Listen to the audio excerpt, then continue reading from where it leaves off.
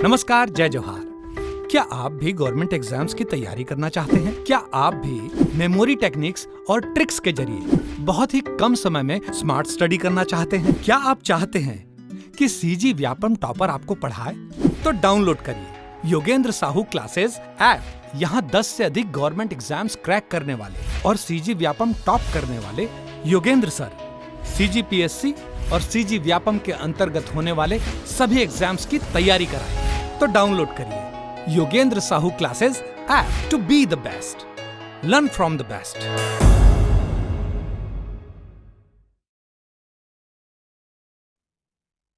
नमस्कार दोस्तों, स्वागत है आपका योगेंद्र साहू ऑनलाइन क्लासेस में। तो आज हम देखने वाले हैं सीजीजीएस का सीरीज 13।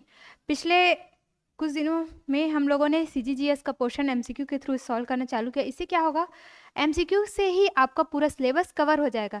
पहले हम लोग अलग अलग जगह से क्वेश्चन कर रहे थे, इतिहास से, भूगोल से, जनजाति, लोक कला संस्कृति से, पर अब हम लोग टॉपिक वाइज क्वेश्चन करने स्टार्ट कर दिए हैं।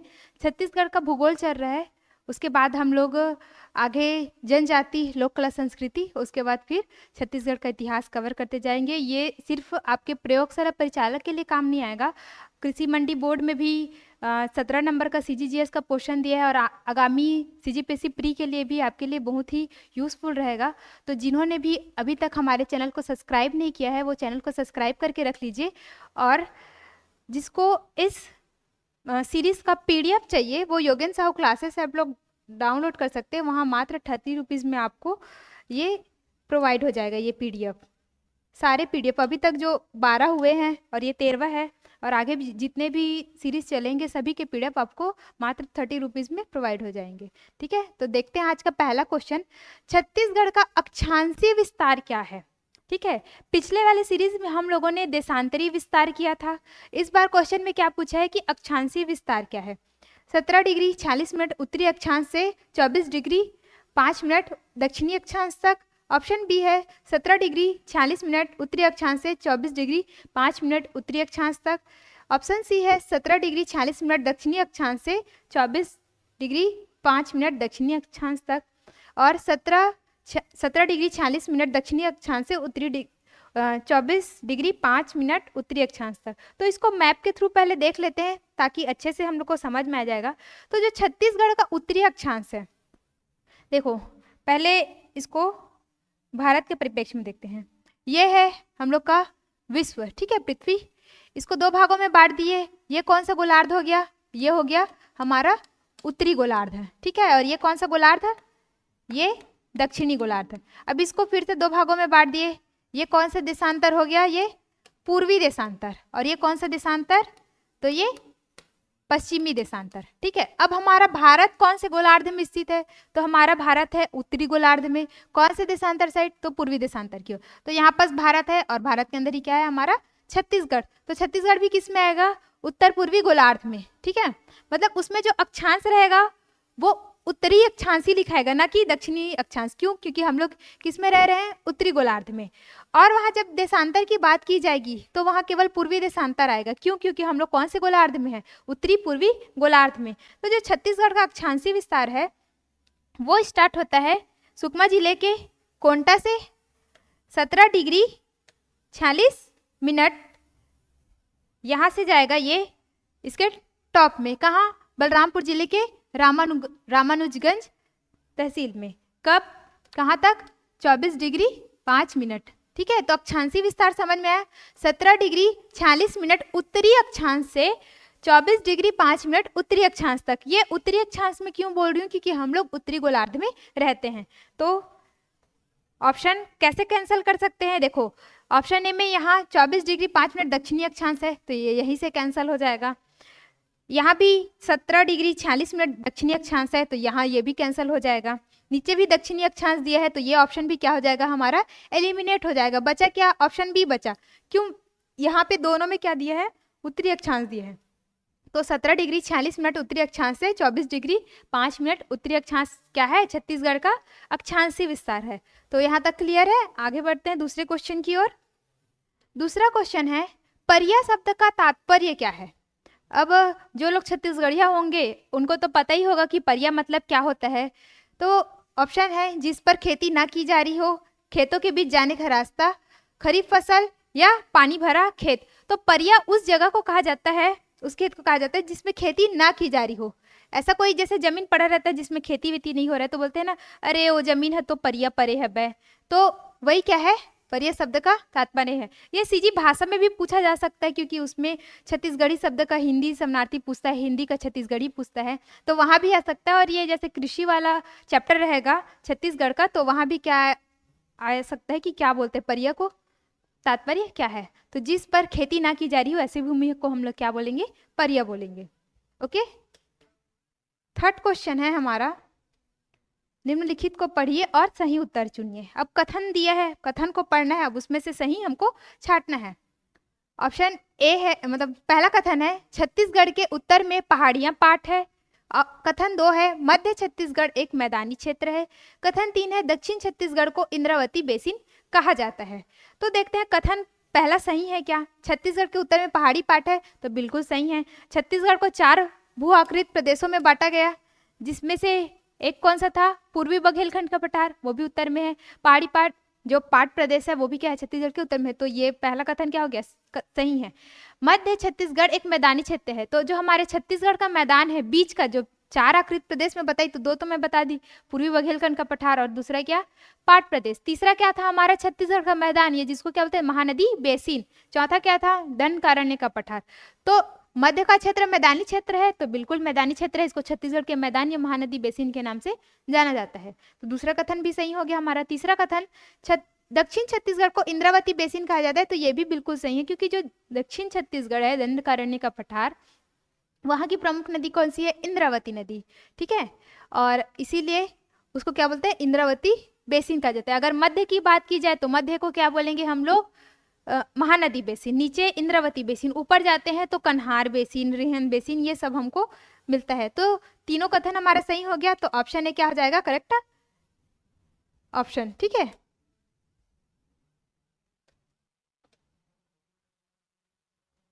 हमको छत्तीसगढ़ जीएस का बेसिक से तैयारी स्टार्ट करना चाहिए, क्योंकि कई बार क्वेश्चन इतने इजी आते हैं और वो इजी क्वेश्चन हमसे नहीं बनते। तो इजी से स्टार्ट करते हुए मॉडरेट से फिर हार्ड लेवल में हम लोग जाएंगे। ठीक है, और ये जो प्रश्न हैं वो किसी न किसी साल किसी एग्जाम में आए हुए प्रश्न हैं, तो यहाँ से तैयारी करना बेहतर है। चौथा क्वेश्चन है दरभा घाटी निम्नलिखित में से किस जिले में स्थित है। दंतेवाड़ा, सुकमा, नारायणपुर, बस्तर। तो जो दरभा घाटी है वो कौन से जिले में है, तो वो है बस्तर जिले में। कौन से जिले में, बस्तर जिले में। और दरभा घाटी एक चीज के लिए फेमस है, वहां एक खनिज मिलता है, कौन सा खनिज, अभ्रक। ठीक है, अभ्रक खनिज की वहां मतलब खान है, समझ लो। दरभा घाटी तो हो गया बस्तर, लेकिन सुकमा में एक और घाटी मिलता है जहां अभ्रक मिलता है, वो घाटी है झीरम घाटी। ठीक है, झीरम घाटी। झीरम घाटी तब से हाईलाइट हुआ जब वहाँ झीरम घाटी हत्याकांड हुआ था, कांग्रेस के दिग्गज नेता लोग मारे गए थे नक्सली हमले में, तब से ये ज़्यादा ही फेमस हो गया है। ठीक है, तो यहाँ भी क्या मिलता है, यहाँ भी मिलता है अभ्रक। दोनों जगह पे अभ्रक मिला, एक दरभा घाटी में और एक कौन से में, झीरम घाटी में। तो झीरम कहाँ है, तो झीरम है सुकमा में, लेकिन दरभा घाटी कहाँ है, बस्तर में। ठीक है, दरभा वहाँ के तहसील का भी नाम है।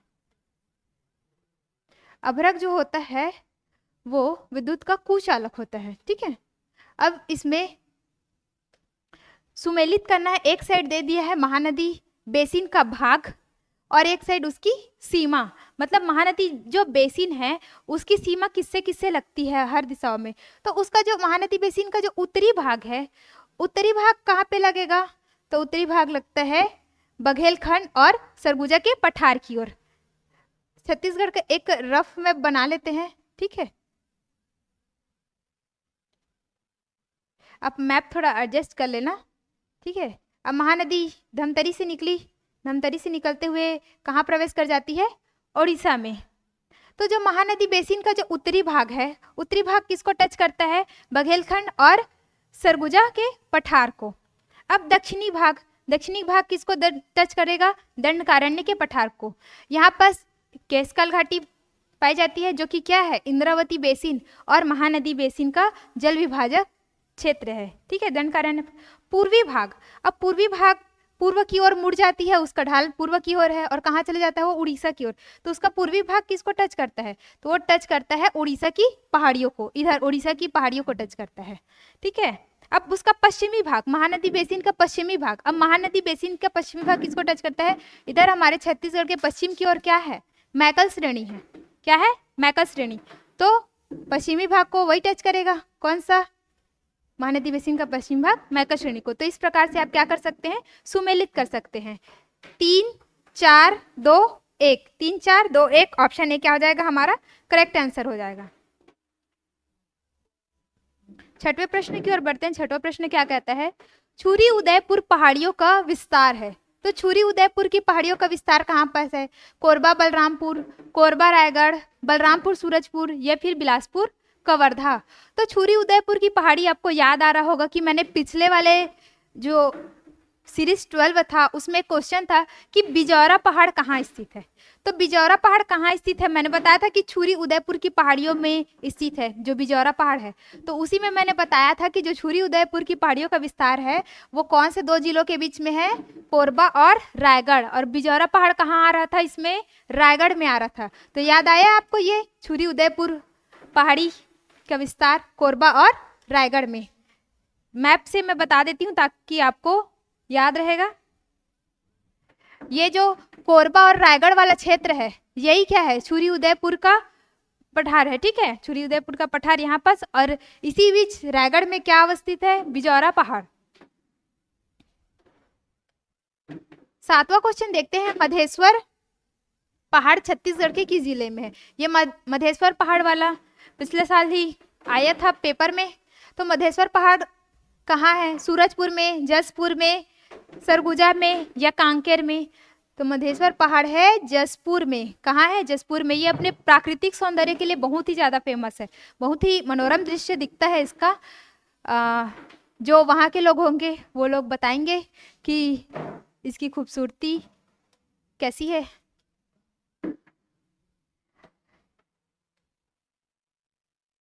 8वां क्वेश्चन है, निम्नलिखित में से कौन सी सीमा छत्तीसगढ़ के पहाड़ी इलाकों का हिस्सा नहीं है, पूछ रहे हैं। इसमें है नहीं है, हमें कंफ्यूज नहीं होना है। मैं बार बार ये चीज बोलती हूँ कि क्वेश्चन में अगर नहीं है शब्द है तो आप सबसे पहले उसको अंडरलाइन कर लीजिए कि कौन सा है कौन सा नहीं है। तो अंडरलाइन कर लेना, नहीं है वाला में। अब कौन सा हिस्सा नहीं है, सतपुड़ा पर्वतमाला, विंध्याचल पर्वतमाला, अरावली पर्वतमाला, या मैकल पर्वतमाला। तो मैकल तो सभी को पता है कि ये हमारे छत्तीसगढ़ में है, कवर्धा साइड, तो ये तो आंसर होगा नहीं। अब क्या सतपुड़ा, विंध्याचल, अरावली में कौन कौन सा आता है, कौन सा नहीं आता। अब देखो, जो हमारे सरगुजा की जो रामगढ़ की पहाड़ी है, सरगुजा में रामगढ़ की पहाड़ी सभी को याद आ रहा होगा, वो किसका हिस्सा है, किसका श्रृंखला है, तो वो सतपुड़ा पर्वत का श्रृंखला है। ठीक है, रामगढ़ की पहाड़ी कौन सा, सरगुजा वाला। ठीक है, तो ये तो छत्तीसगढ़ के पहाड़ी हिस्सा हो गया, तो ये तो आंसर होगा नहीं।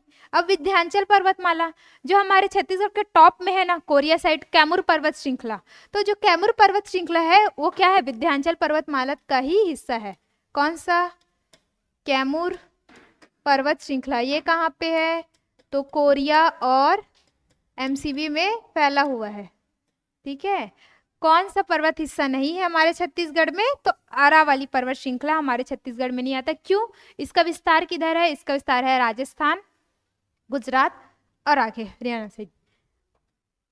और अरावली पर्वत ही एक ऐसा पर्वत है जिसका डायरेक्शन मानसून हवा की सीधे दिशा की ओर होती है, इसीलिए वहां पर क्या नहीं हो पाता, वर्षा नहीं हो पाता, और वो मरुस्थल है। और अरावली पर्वत सबसे प्राचीन पर्वत है। तो यहाँ तक क्लियर है आपको। आगे बढ़ते हैं 9वें प्रश्न की ओर। 9वां प्रश्न क्या कहता है, छत्तीसगढ़ के निम्नलिखित भागों में कौन सा सबसे पुरातन सेलों से, मतलब सबसे प्राचीन सेल जो चट्टान की है वो कौन सा है, किससे बना है, हसदेव रामपुर बेसिन, रायपुर उच्च भूमि, बैलाडीला की पहाड़ियां, या सरगुजा बेसिन। तो सबसे प्राचीन सेल समूह से कौन बना है, तो वो बना है बैलाडीला की पहाड़ियां। ये जो बैलाडीला की पहाड़ियां है ना, वो आर्कियन और धारवाड़, ये धारवाड़ सेल समूह से बना हुआ है। ठीक है। तो बैलाडीला की पहाड़ियाँ किससे बना हुआ है? आर्कियन और धारवाड़ शैल समूह से। और जो आर्कियन शैल समूह है वही क्या है? सबसे प्राचीन शैल समूह है और छत्तीसगढ़ के लगभग 50% हिस्सों में आर्कियन शैल समूह पाया जाता है। तो इन दोनों प्राचीन वाले से मिलकर कौन बना है? बैलाडीला की पहाड़ियाँ। चूंकि बैलाडीला की पहाड़ियाँ धारवाड़ शैल समूह से बना है, इसीलिए वहाँ कौन सा खनिज पाया जाता है? वहाँ पाया जाता है लौह अयस्क। ठीक है, एनएमडीसी के द्वारा इस लौह अयस्क का उत्खनन किया जा रहा है और इसको विशाखापट्टनम बंदरगाह के जरिए कहाँ भेजा जाता है? जापान भेजा जाता है। तो 9वां क्वेश्चन आप लोगों को क्लियर है।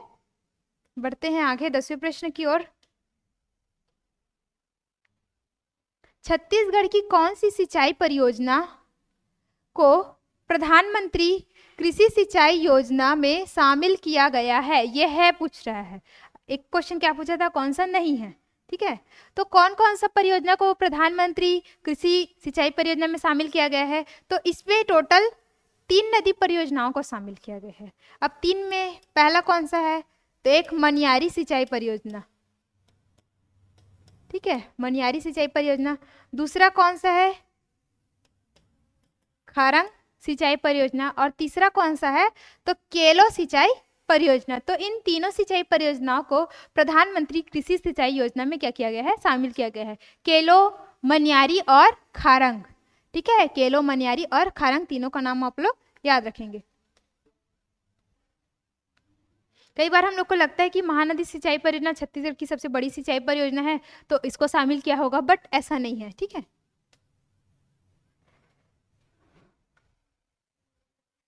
आप लोग अपनी तैयारी अच्छे से स्टार्ट कर लीजिए, रफ्तार बढ़ाइए अपनी, क्योंकि एग्ज़ाम अब कभी भी हो सकता है। चुनाव खत्म हो गया, रिजल्ट 3 तारीख को आ जाएगा, उसके बाद एग्ज़ाम त्यौहार ही चलेगा। ठीक है, तो अभी सोने से अच्छा है अभी पढ़ लीजिए ताकि आपकी तैयारी क्या हो जाए? बेहतर हो जाए। 11 प्रश्न है, छत्तीसगढ़ क्षेत्र में शीतकालीन वर्षा मुख्यतः निम्नांकित में से एक से होती है।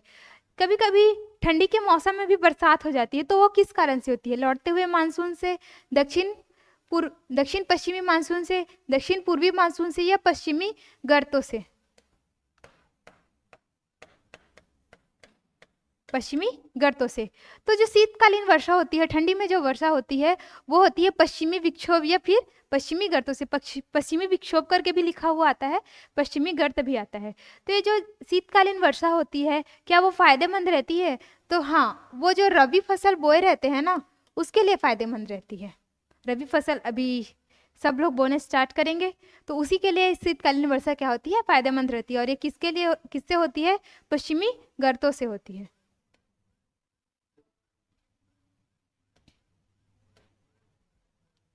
12वां प्रश्न है, छत्तीसगढ़ की भूगर्भिक संरचना में निम्नलिखित में से कौन सा शैल समूह अधिक फैले हुए हैं? तो कौन सा शैल समूह अधिक फैले हुए हैं? आर्कियन, धारवाड़, कडप्पा, और चौथा ऑप्शन क्या है? विंध्यन। ठीक है, तो सबसे ज्यादा मात्रा में कौन फैला है? तो सबसे ज्यादा मात्रा में फैला है आर्कियन। आर्कियन सबसे पुराना शैल समूह है और सबसे ज्यादा मात्रा में फैला हुआ है। छत्तीसगढ़ के 50% हिस्सों में कौन सा शैल समूह पाया जाता है?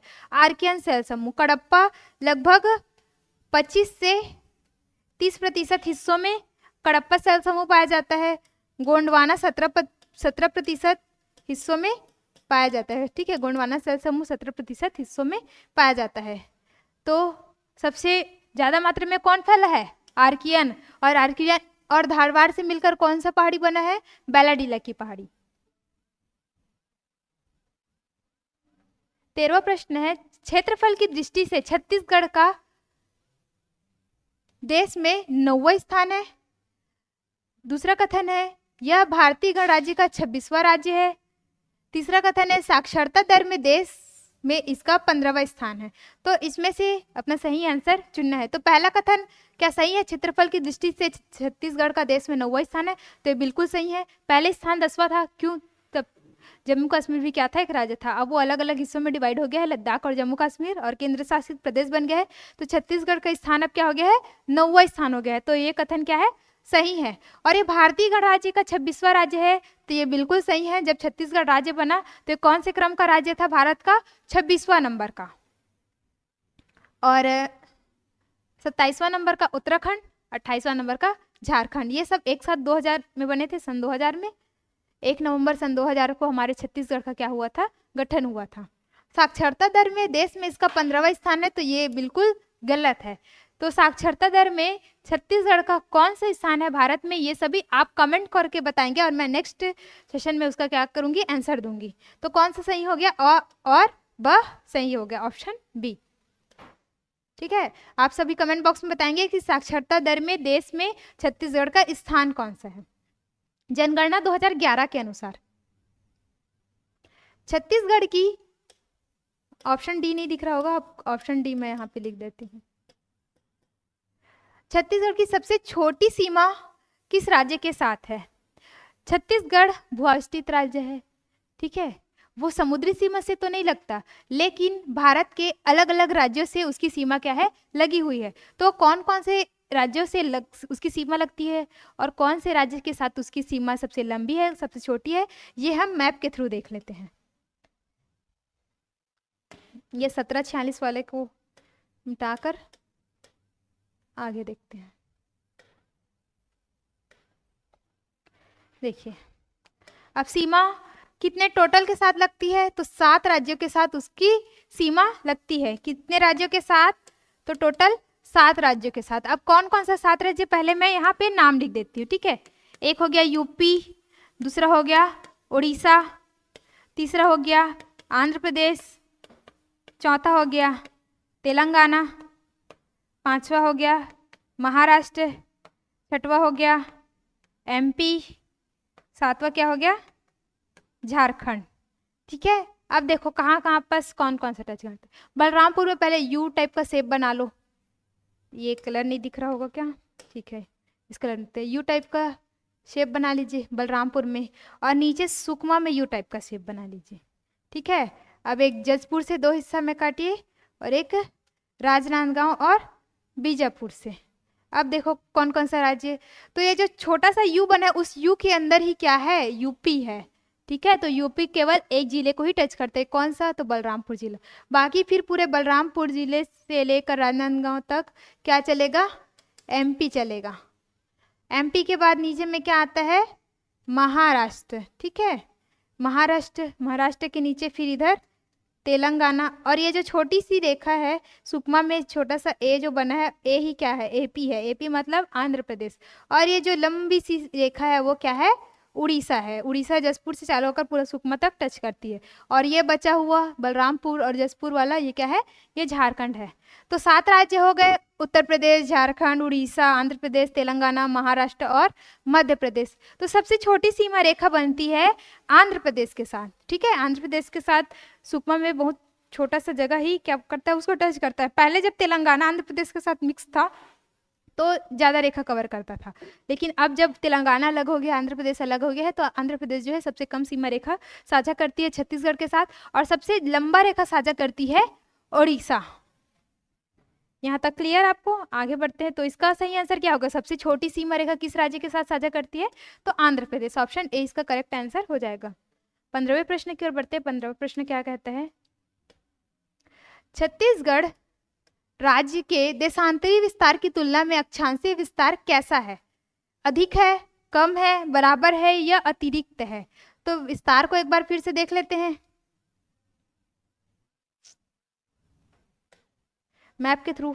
तो यहां से यहां तक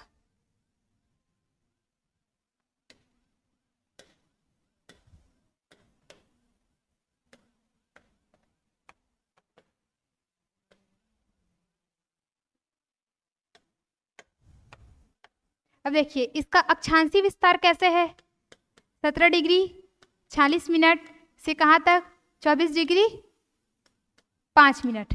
ठीक है, 5 मिनट। ये क्या हो गया, ये अक्षांशीय विस्तार हो गया। अब देशांतरी विस्तार कल पढ़े थे, 80-15 से 84-25 तक, 80 डिग्री 15 मिनट से 84 डिग्री 25 मिनट तक। तो देखो यहाँ का गैप ज़्यादा है, 17-46 से 24-5, लगभग कितने का गैप, 3-4-7 डिग्री का गैप। और यहाँ पे देखो 80-84 कितने डिग्री का गैप, केवल 4 डिग्री का गैप। तो देशांतरी विस्तार की तुलना में अक्षांशीय विस्तार कैसा है हमारा, अधिक है। देखिए ना, यहाँ से यहाँ तक हमारा अक्षांशीय विस्तार, जबकि यहाँ से यहाँ तक देशांतरी विस्तार। तो क्या है, अक्षांशीय विस्तार ज्यादा है। तो देशांतरी विस्तार की तुलना में अक्षांशीय विस्तार कैसा है, तो अधिक है। ये क्वेश्चन हो गया क्लियर। 16वां प्रश्न देखते हैं। छत्तीसगढ़ का कुल क्षेत्रफल देश की कुल क्षेत्रफल का कितने प्रतिशत है? छत्तीसगढ़ का जो क्षेत्रफल है वो भारत के क्षेत्रफल का कितने प्रतिशत है? 5.11%, 3.11%, 4.11% या 2.11%। तो जो छत्तीसगढ़ है वो पूरे भारत का कुल 4.11% क्षेत्र है। ठीक है, 4.11%। लेकिन जो छत्तीसगढ़ है वो मध्य प्रदेश का, जब मध्य प्रदेश से अलग हुआ तो टोटल कितने से लेकर 30.41%।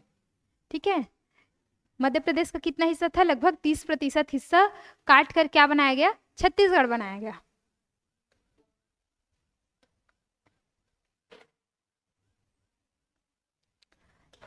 सत्रहवां प्रश्न है, छत्तीसगढ़ की लाल एवं पीली मिट्टियां निम्नलिखित में से किस तरह की चट्टानों पर विकसित हुई है? लाल एवं पीली मिट्टियां किस तरह की चट्टान से विकसित हुई है? ग्रेनाइट सिस्ट, बेसाल्ट, बलुआ पत्थर, चूना पत्थर।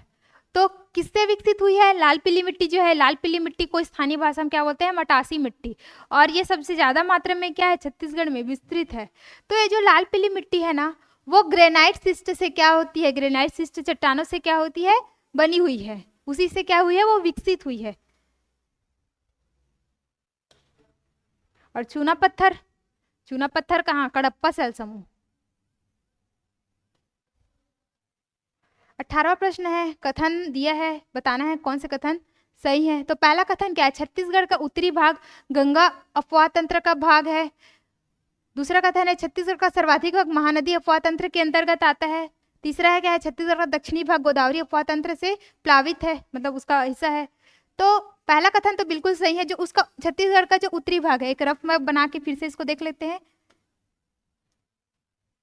रफ सिर्फ एक आइडिया के लिए, ठीक है, माना कि बहुत बेकार है फिर भी। अब ये उत्तरी भाग, इधर से क्या बोलते हैं? गंगा नदी, सोन नदी।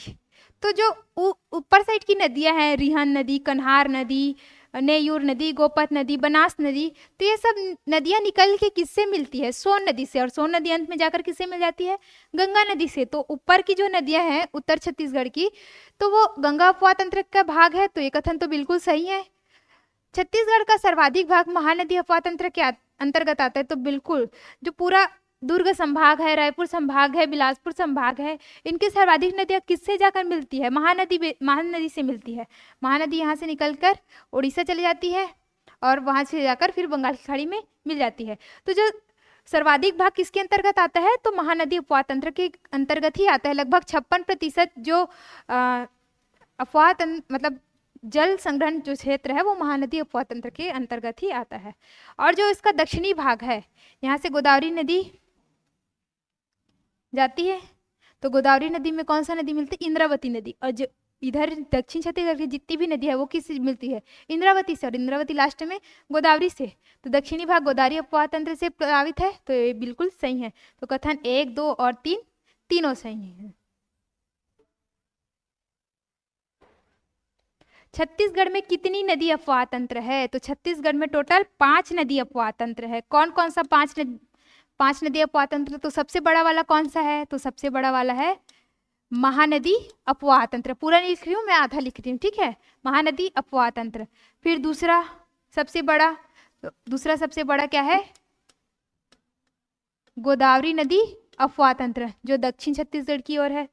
तीसरा कौन सा है? सोन नदी अफवाह तंत्र, ठीक है, या गंगा अफवाह तंत्र भी बोल सकते हैं, ठीक है। चौथा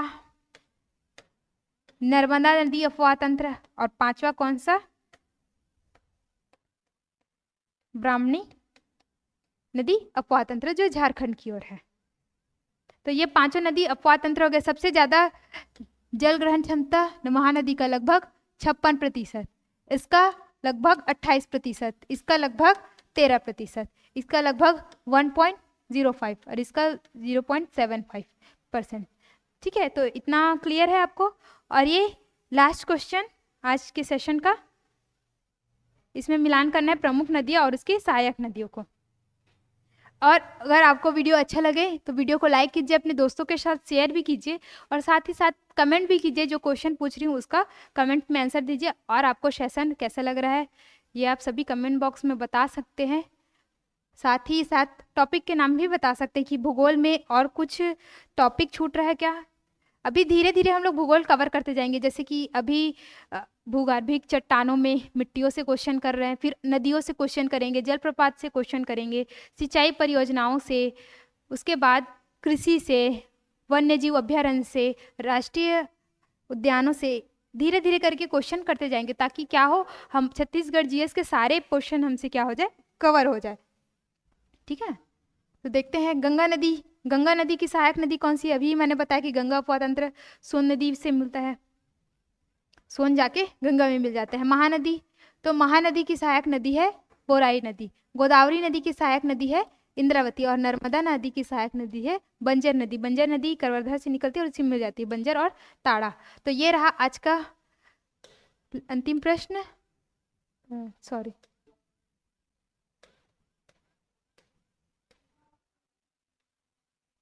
ठीक है, 2 3 4 और 1, 2 3 4 और 1 ऑप्शन बी। तो आज के लिए इतना ही, मिलते हैं नेक्स्ट वीडियो में। धन्यवाद।